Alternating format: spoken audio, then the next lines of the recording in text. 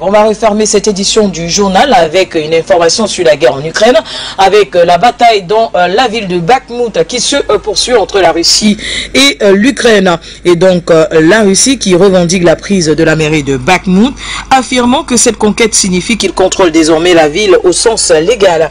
L'Ukraine, pour sa part, assure qu'elle tient encore cette localité de l'Est du pays où des combats acharnés font rage depuis des mois. Au sens légal, Bakhmout a été capturé, l'ennemi est concentré dans les zones ouest, a déclaré le chef des militaires russes. Il s'agit d'Evgeny Prigojine.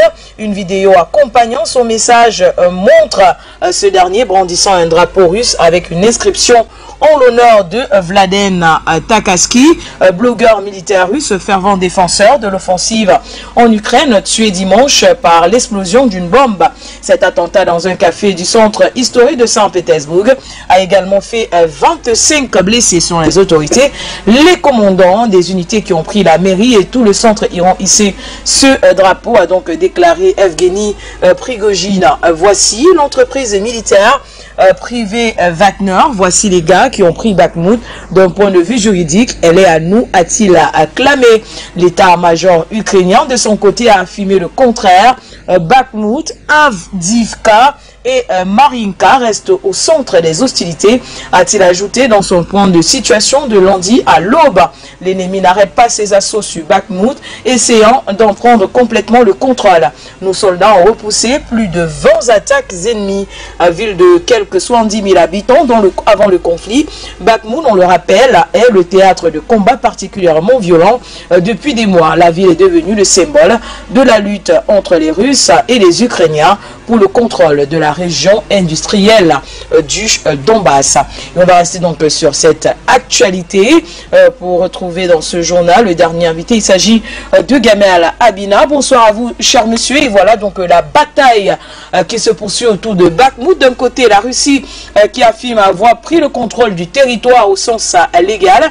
Et de l'autre côté, l'Ukraine qui ne s'avoue pas vaincue, annonçant que les combats se poursuivent. On comprend donc pourquoi est-ce que c'est rude du côté de Bakhmout, puisque c'est une région qui est sous le contrôle industriel, voilà, de la région du Donbass. Alors, quelle analyse ou alors quelle appréciation faites-vous de cette lutte autour de Bakhmout, surtout avec la Russie qui dit posséder la ville au sens légal, et de l'autre côté, l'Ukraine qui ne s'avoue pas vaincue. Bonsoir une fois de plus, Gamel Abina. Simplement, c'est que Bakhmout est devenu une véritable... est considéré maintenant comme un nœud évidemment stratégique pour les Russes et surtout comme un symbole pour les Ukrainiens.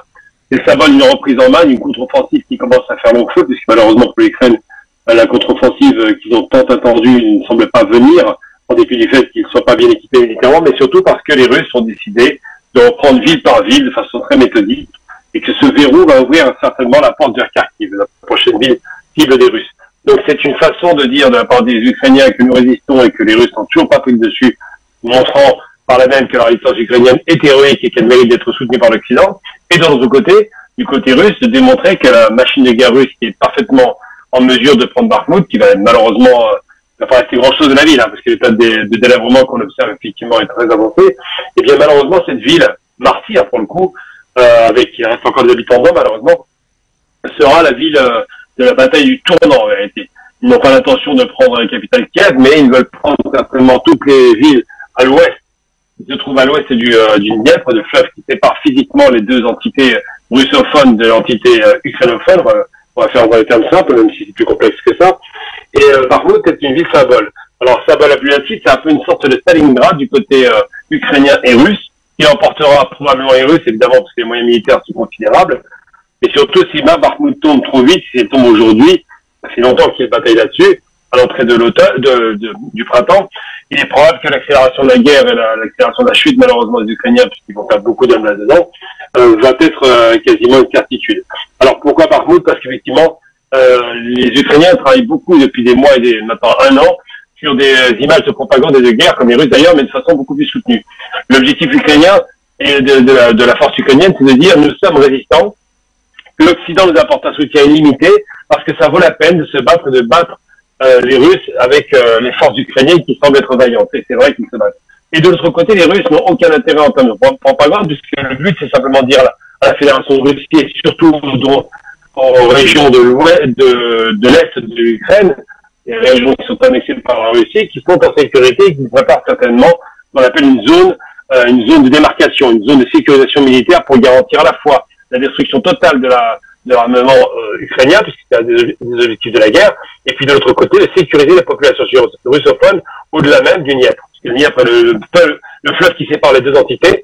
Il est probable que ce soit la frontière définitive, mais aujourd'hui, on pousse l'avantage de chaque côté dans l'espoir de convaincre du côté russe la population russophone des régions de Lugansk et de Donetsk qu'ils n'ont plus à s'inquiéter, ils ne seront plus bombardés par les Ukrainiens, et du côté ukrainien, de démontrer qu'ils sont en mesure de résister à l'ogre russe, à l'ours russe, et d'être soutenus plus encore pour faire en sorte de faire face. Donc c'est vrai que ces questions de stratégie, en dehors même de la stratégie militaire, à savoir que c'est un verrou industriel, vous venez de le dire, c'est aussi et surtout des questions symboliques.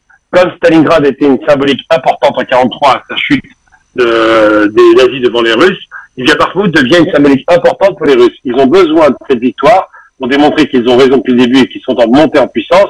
Et les Ukrainiens ont besoin de la résistance et de ne pas concéder une défaite totale pour démontrer que ça vaut le coup de les soutenir. Une chose est certaine, c'est que l'Ukraine est en train de perdre la ville, c'est une certitude. Quand on parle de prise politique, ils ont déjà pris la mairie, ça a été fait par Evgeny Prigozhin et son groupe Wagner. Mais au-delà de ça, effectivement, il ne jamais perdre de vue que cette perte de Bakhmout ouvre littéralement la voie aux Russes vers Kharkiv et tout un tas de petites villes alentours. On sait déjà que pas mal de villes du côté est sont déjà tombées du côté russe, donc il est probable que Bakhmout sera la dernière grande symbolique de cette offensive qui va certainement démarrer très prochainement, sans doute au printemps, peut-être au début d'été, mais ce qui est certain, c'est que la Russie est en train de faire démarrer le rouleau compresseur face à une Ukraine qui est en incapacité chronique de faire face.